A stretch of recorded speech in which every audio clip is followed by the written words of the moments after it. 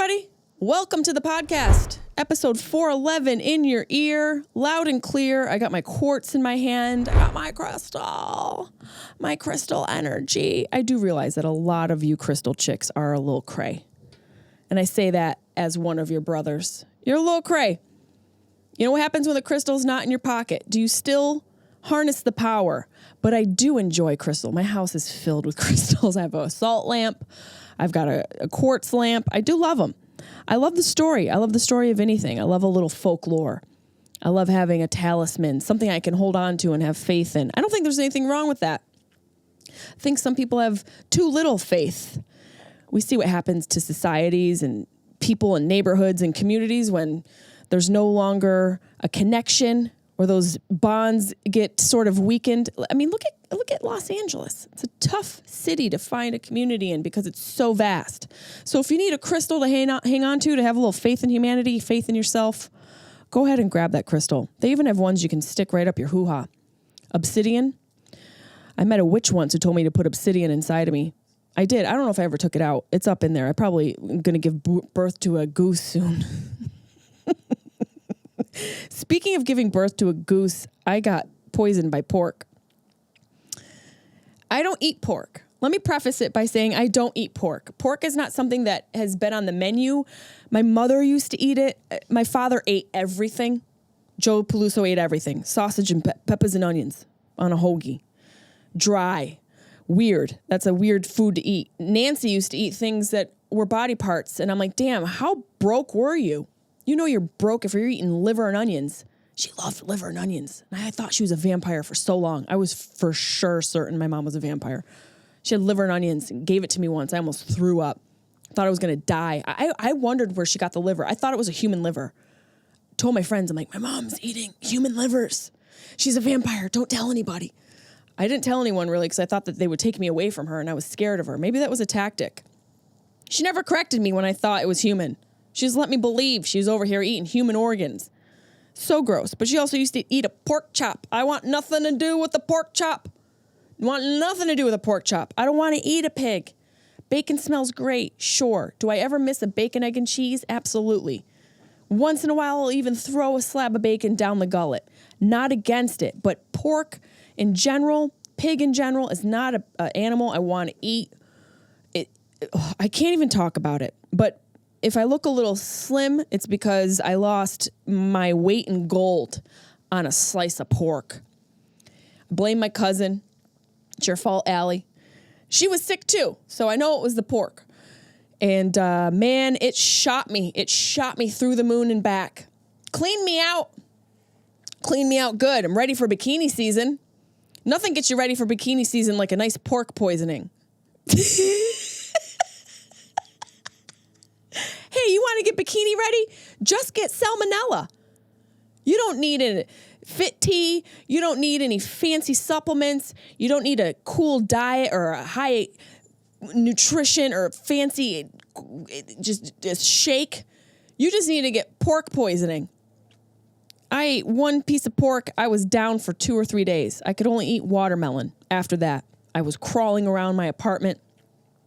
It's crazy how Carlin can eat a bag of rat poison. I can't have 2 bites of pork. Down for the count. Something tells me that maybe dogs are the superior species on this planet.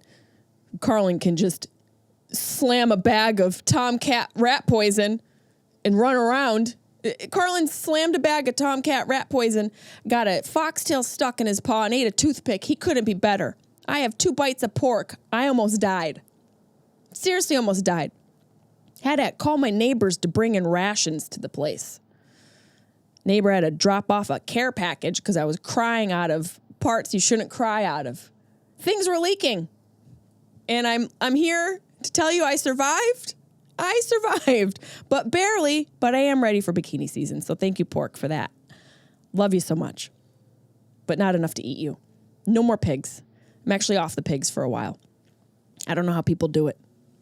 And then the crazy thing is I went and I got a massage. There's a great place here. I'm not going to tell anybody because it's going to end up being like the island in the movie Beach with Leonardo DiCaprio that I probably reference way too much, where it's basically the metaphor of something that's great. Everybody finds out it's great, and then it's no longer great because it's saturated. A lot like what white ladies have done to Tulum. Thank you, white women, for ruining Tulum. You go there so often, now everyone's getting robbed. So I'm not going to tell you about my massage place. I'm not gonna. I don't have to. But I have a great massage lady. She's very intuitive.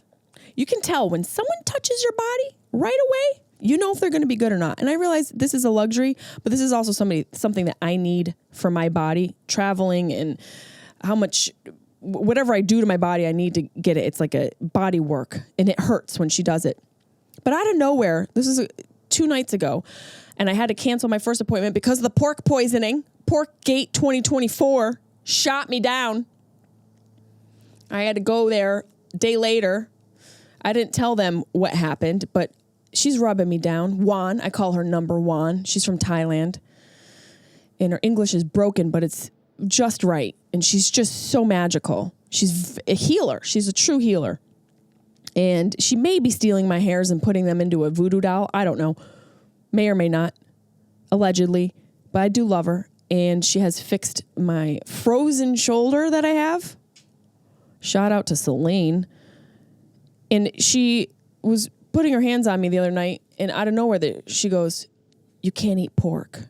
And I said, "What, Juan?" She goes, "No more pork. No more pork." And I said, "What? Why are you talking about pork?" She's like, "You can't eat it. Can't eat pork. Not good for you. Only cheeseburger." And I'm like, this is very strange logic. No pork, only cheeseburger? I'm here for it. I'm here for this. This is where I get my medical advice from this beautiful woman who rubs my body once a month telling me I can't eat pork. You know what? Not going to eat pork anymore because number one told me not to. So no more pork. She just could tell by touching my body that I had poisoned myself with pork. I don't know if I smelled like pork. I can't smell pork anymore. That's the thing. When you eat something, you get that aversion. No longer eating pork. I'm freaking done. I never even liked it before. I should have known. You have to listen to your gut. And I'm all about trying new things. I've talked about food that moves, not eating it. And I'm not, if it's alive, it's got to be dead. And I realized, we got to stop eating animals. We've been eating animals since the beginning of time. Burgers are good. I'm sorry. Steak, perfect steak and a potato and a little broccolini. Oh my God. If you've got hot lava cake, put me to bed. I love steak, but I don't want to eat pigs. Okay, we've been eating animals for a long freaking time, but I'm done. There's just it's not happening anymore for me. Personally, first and foremost, no more pork. Bye-bye. Porkgate is over. And now I feel ready. I feel cleansed. It's a good time after you eat something that's horrible and it runs through you like Montezuma's Revenge. It's a good time to start anew. So I'm just trying to only eat watermelon. That lasted a day. I'm like, I'm just going to eat watermelon and see what happens. But I have felt clearer. I think because I'm literally cleared. There's nothing left of me. Absolutely nothing left. Realized my gut was gone for about 6 hours. It grew right back. My gut was like, I'm back. My gut kind of like reflated. It was like, I'm awake from a hibernation from that pork you put me through. So the gang's back together, and I'm happy to be here. I want to go through some Mae Bae's mail. Speaking of gunt, I missed a fun pop-up a bunch of my fans told me about, and I'm just so sad that I didn't know it had happened because it was in my neck of the woods from where I'm from. A Cheez-It pop-up restaurant. My girl Yvonne sent me a little video that someone had made. A Cheez-It diner opened up, and she says, Jessimae, a whole diner. If you know me, you know I love Cheez-Its. Gogella, who's also an OG fan, Hudson Valley, said first of its kind Cheez-It Diner opens in Woodstock, New York. Everybody hit me up. They're like, girl, you got to go. You got to go check out the Cheez-It Diner. And I didn't get a chance. It's way too far away. It's way too freaking far away for me. I don't know how I'm going to get to the damn Cheez-It Diner, but I wanted to get there. Couldn't make it. And it just looked so good. It looks absolutely delicious. Definitely horrible for you. Cheez-Its, we know it's not a health food. There's numbers on the ingredients. It's never good when there are numbers on the ingredients. And when it says Red Lake, why is there a Red Lake in the Cheez-It? I don't even know if that's an ingredient. I'm just going to go ahead and guess. But it says the iconic snack brand Cheez-Its just unveiled its first ever diner, and the pop-up includes as an entire, I'm a horrible reader, includes an entire menu of all-American fare infused with the cheesy crackers. On Monday, May 20th, the Cheez-It Diner opened its doors for hungry road trippers and New York residents alike for a week-long run in the Catskills. Naturally, I had to stop by the Woodstock location for myself some research purposes. So the inside looked like just a cute little traditional diner. So adorable. Look at all this red and yellow. It reminds me of what McDonald's wishes it looked like. That's what it kind of looks like. Not that it reminds me. It looks like what McDonald's wishes it looked like. A closed down restaurant was transformed into a diner called the Cheez-In. And it featured all the marketing of the quintessential American diner and then some. Greasy, indulgent food, retro-inspired decor, and even a jukebox that takes crackers for payment. I'm really sad I didn't make the trip. See, this is in life. Sometimes if you can, you got to just do things like this. You have to go out on a limb and do something crazy. The pop-up space was revamped from floor to ceiling, and seeing pictures was worth 1,000 words. She said she sampled every item on the Cheez-It menu and we could break them down together. There was a double Cheez-Its milkshake. I don't know why you would start with that. Maybe start with the worst thing first. That sounds horrible. It was the first thing delivered to our table. While I'm a girl that loves a sweet, salty combo, I have to admit the vanilla shake and cheese combination wasn't exactly calling to me. Yeah, that's a little bit much. Like, we don't have to do cheese at everything. Like, maybe we just sprinkle it in. We don't have to do a Cheez-It milkshake. That's where I draw the line. How about just a milkshake? Milkshakes are perfect. You don't need to change them up. They already bring the boys to the yard. And they're like, I'm better than yours. And they're like, I'm better than yours. If I teach you, I'd have to charge. You don't even need to change a milkshake. The creamy shake included actual Cheez-It crackers blended in. After the pork story, I don't know if I can read this. Whipped cream, sprinkles, chocolate sauce, and a chocolate dipped Cheez-It cracker. Why? Despite my hesitations, it was actually one of my favorite items on the menu. The Cheez-It flavors were carefully balanced as to not overpower the sweeter notes, while the overflowing overall flavor profile reminded me of the caramel and cheese Chicago mixed popcorn I grew up on. Okay, now that's a lot of flavors. I'm somebody where I get overloaded by too much stimuli, whether it's external stimuli, too many lights, information, and flavors. My brain just short circuits. So this makes my brain short circuit. But it also makes me remember sometime years ago when I was living with my friend Larry Neumeister. Shout out to Lair Bear. We lived together totally platonically. Still one of my great friends. He's a journalist for the Associated Press, humble brag. Very funny guy, very deadpan sense of humor. And we lived together in Hoboken. And we had a party once. We had a 4th of July party once, him and I. Our friendship blend was hilarious because he had all these journalists and I had all these comedians, which probably could fare well together, and they did. But we all got a little tipsy, and we had a blender, and I had dog treats and margarita mix. And let's just say I threw some dog treats in the margarita mix and served everybody at the party. And I told them to bark after they took a sip and didn't tell them why. I'm fun! So that reminds me of that. Okay, next on the menu is an extra cheeseburger. I'm here for it. Here for a Cheez-It cheeseburger. Why don't places who serve cheeseburgers have Cheez-It cheeseburgers? That sounds delicious. So it was pimiento cheese, lettuce, pickles, and an extra big Cheez-It cracker on top. Ooh, that sounds delicious. They also, let's read through the menu, had a big grilled cheese. Oh, okay, see, this is right up my alley. Texas toast, which, like, calm down, Texas. You got your own toast? It's thicker. Our toast is thicker in Texas. Guess what? It's nothing fancy, Texas. It's just you're moving the knife over a little bit. All you did was go, here's regular toast, here's Texas toast. Not that big of a deal. Not a culinary expanse, if you ask me. Nothing fancy. Gordon Ramsay isn't rolling over about your Texas toast, but it does sound delicious. Cheesy chicky tendies? Can't stand the title of that. Can't stand that. I can't stand the girl who is excited to say cheesy chicky tendies either. Want her to walk into oncoming traffic? Not really. Allegedly. The Cheez-It cracker breading made them even crispier than chicken tenders. Oh, God, this is starting to sound real good. Not good to do a couple weeks before your Lady River is about to show up. They were served with a side of Hidden Valley cheesy ranch and hot honey. I'm done. Cheez-It biscuit.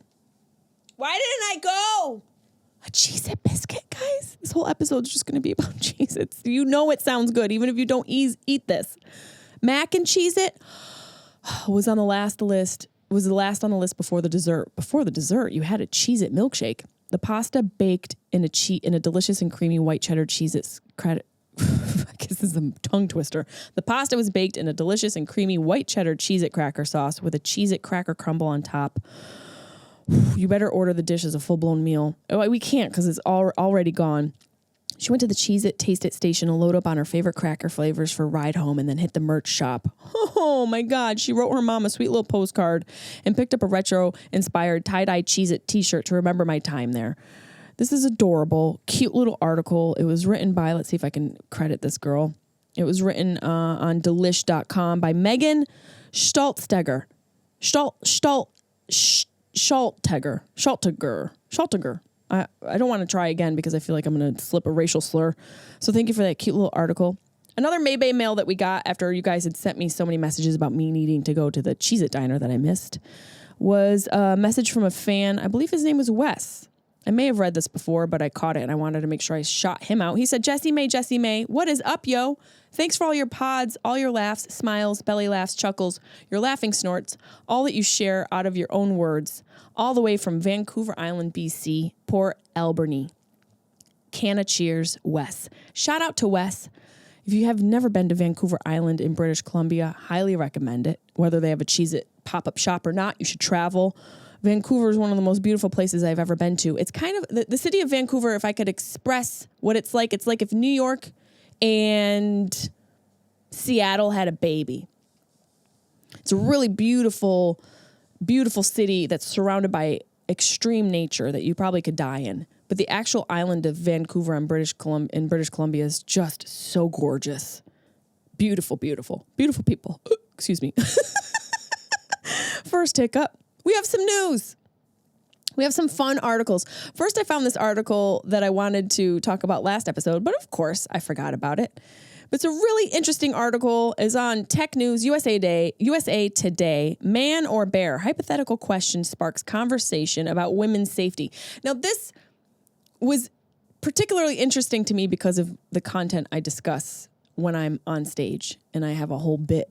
Basically, my entire act is about being a woman, and it's nothing new. It's nothing revolutionary, but it's my experience as a woman and how I say that women are essentially born prey into this world. And so a Screenshot HQ, a TikTok account, started the conversation asking a group of women whether they would rather run into a man they didn't know or a bear in the forest.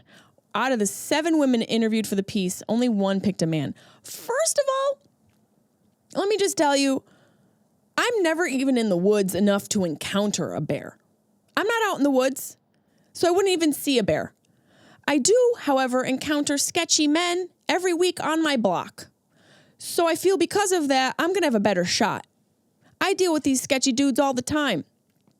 I have a better understanding of how to defend myself against a sketchy guy over some bear in the woods. And so give me the bear. I bet I could scare the crap out of a bear. Are you kidding me? All the years of experience I have? I'm basically like Uma Thurman in Kill Bill with Pai Mei. The streets are my Pai Mei. And if you know Pai Mei, you know Pai Mei. It's when she goes and she gets the training she needs to survive and then go out there and give Kill Bill what he deserves. And every woman has to go through that. Whether we want to or not, we enter the training. From birth, we have to deal with hurdling all the men. We are constantly dodging dudes. And let's be real. I've been dodging dudes for so long. I've picked up some skills of my own. I've got these Kill Bill skills. So let me put them to the use. Let me put them to the use. Let a bear try me. Let a bear try me. I have fended off all types of men. All types of men.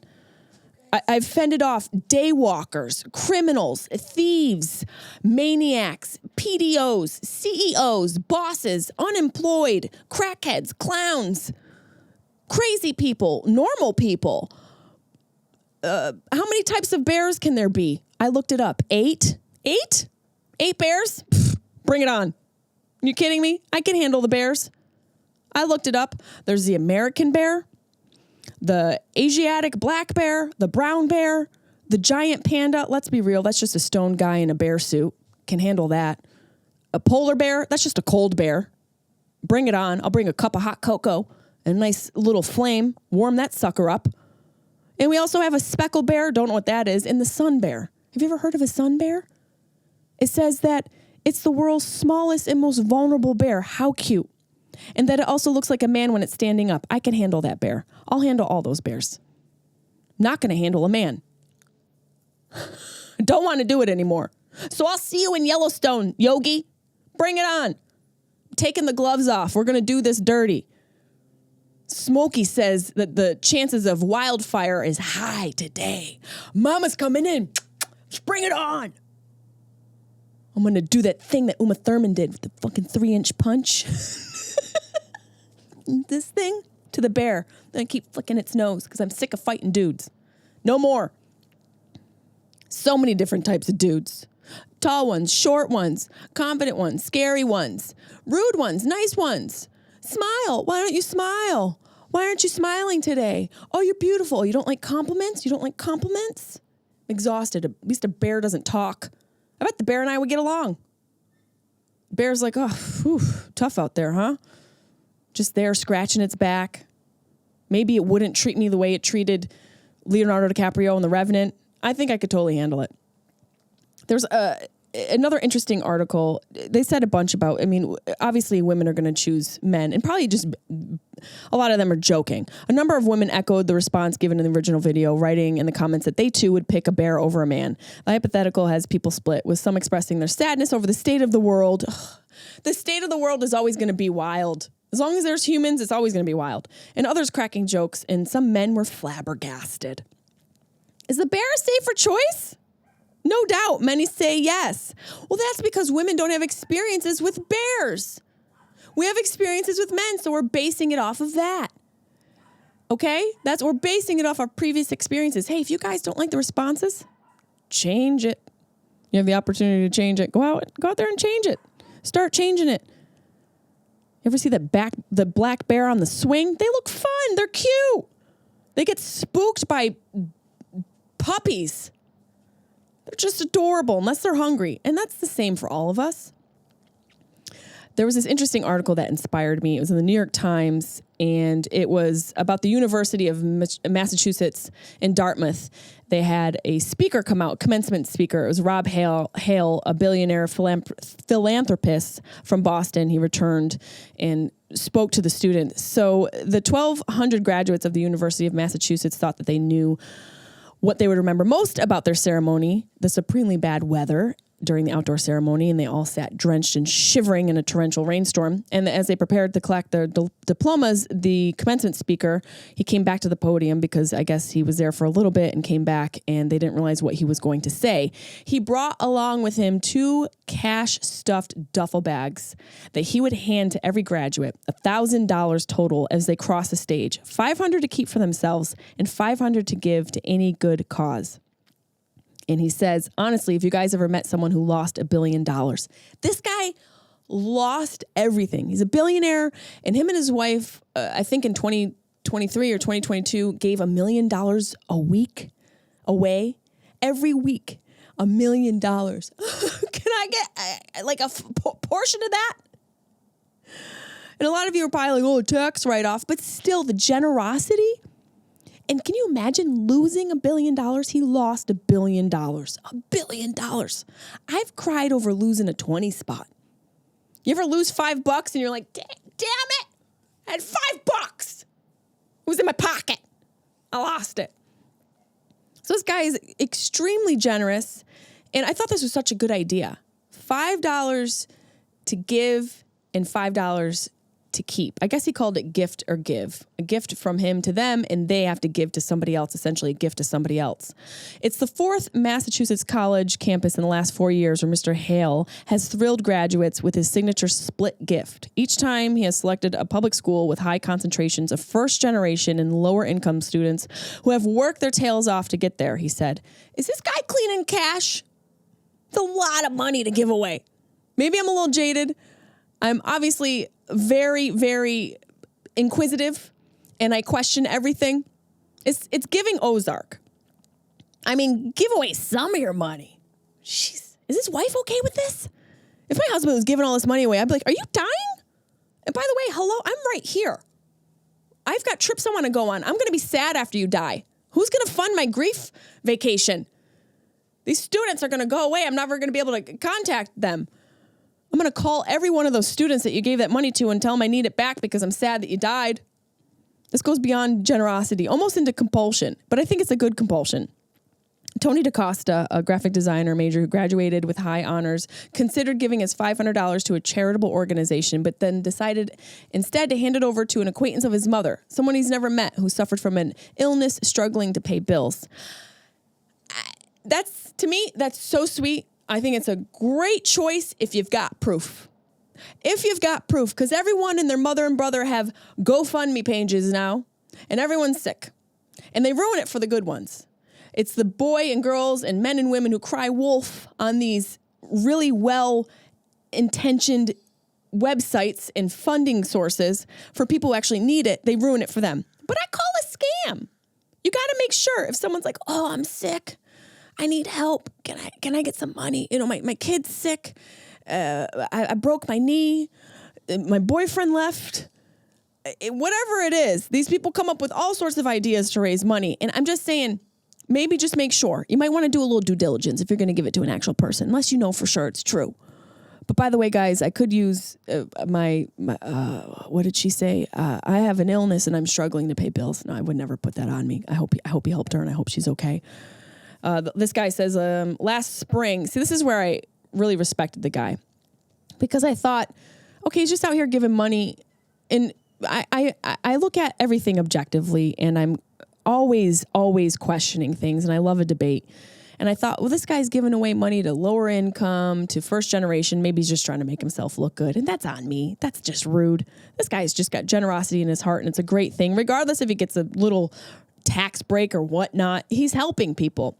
But this is where it really leveled out for me. Last spring at Deerfield Academy, a private high school in Western Massachusetts with more affluent enrollment, this guy, Mr. Hale, I think his name is. I want to get his full name right. Where is it here? Yeah, Rob Hale. So he goes to this more affluent school, and he put the focus solely on philanthropy. He deposited funds at a school-directed trust so each graduate could give away $1,000. Mr. Hale, who grew up in nearby Northampton, graduated from Deerfield in 1984. So I thought that was really cool. He's like a modern-day Robin Hood, but he's kind of like stealing from himself and giving to everyone. So I wanted to highlight this guy. I thought that was an inspiring little story and wanted to give him my address and my Venmo and my Cash App and Zelle information immediately. Guys, I got scammed. I got scammed physically and emotionally. The crow came back. I saw the crow come back. This time it was squawking. But I got scammed. So I like to check through my messages as much as I can. So if you'd like to message me, please do. And again, for the podcast, you guys can call us 513-916-0930. Leave a message. It can be text or voicemail. We'll play it. We haven't done that in a while, so we'll promote that and get you guys back up in the mix. And I check my DMs as much as I can. I like to communicate with you guys. Well, I got a really sweet message from this girl, Patricia. And she sent me something so thoughtful, and I wanted to highlight it. And she said, she told me that it was a long message.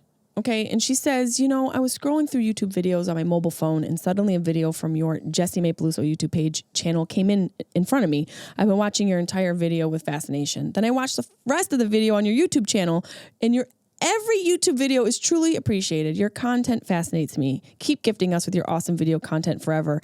I will think you will someday conquer the world with your talent and your work. Best wishes to you forever. Keep up creating great YouTube videos. I was like, oh my God, Patricia. I said, Patricia, that's so kind of you. Thank you. I'm glad I could bring you some joy. And then she said, you are most welcome. You deserve it. I noticed how much dedication and hard work you put into making a video. It can be understood by watching your video. Your amazing creativity, hard work, results are very well reflected in every content. And this is where I thought, well, this is starting to sound strange. Your amazing creativity and hard work results are very well reflected in every content. Is there a fucking robot in the chat thread? In my opinion, if someone respects your great efforts, it will increase your motivation to create great video content. Carry on making great content. Honestly, your content is outstanding. 100% believe every video deserves a lot of views, and popularity. May I help you grow your YouTube channel? She sent me all this not before I said to her, thank you so much. Am I the only person having full-on conversations with AI scams? Real question for the chat. I said, keep creating, added 2 hearts to it. Then I sent her my podcast. I sent her my podcast, guys. And I really thought it was real. Okay, I'm joking, being like, oh, is this a robot? Still didn't think it was a robot. I'm like, oh my God, Patricia loves me. Gonna send her my podcast. I said, tell me what you think. Okay. Then I get another message from another fan. This is from Al Mummin. Didn't question how that's not a real name at all. I'm like, yeah, Al Mummin, that's real. Al says, I was scrolling through YouTube videos on my mobile phone and suddenly a video from your Jessimae Peluso YouTube channel came in front of me. I've been watching your entire video of fascination. Then I watched the rest of the video. Does it sound familiar? It's the same thing, word for word. Copy and pasted from fucking Al. So I don't know if him and Patricia are in the same house. I don't know if they're in the same office. I don't even know what they're trying to get from me. I don't even know if I gave it to him. I might have already given it to him. There might be some new scam where if you just respond, you're bugged. Now everyone's listening. And then I got like 3 more from 4 different people, and I just felt dumb. I felt had. I felt gotten. I felt gotten by the world. And this is where I'm like, see? My optimism got me again. But you know what? I'm going to stay optimistic. I'm staying optimistic. I know there might be days when I get up on this podcast and I'm like, oh, guys, woo. I'm dragging a little. It's okay to drag a little. You can drag a little. If you're dragging, it means you're moving. And it means you're continuing forward. As long as you've got some momentum and you got some sort of attitude where you're like, you know what? It sucks now, but I know eventually it's going to be okay. That's good enough. And hey, you can even slow down. Pork might take you out. Pork poison might be a sign from the universe that, hey, you know what? We're going to stop dragging right now and we're just going to drop you. We're going to drop you right now, real quick. We're just going to let you drop and let you take a breather, because sometimes we need a breather. But as long as you keep on going and you keep moving, it's okay. It's okay. Don't let them drag you all the way down. I'm not going to let these people ruin my optimism, even though it was an AI scam. I'm going to keep smiling, and I'm going to keep knowing that there's something better out there. And maybe I'll get got again. But you know what they're not going to get? Is my attitude and my mindset. That's mine. You can't have it. Okay? Bye-bye.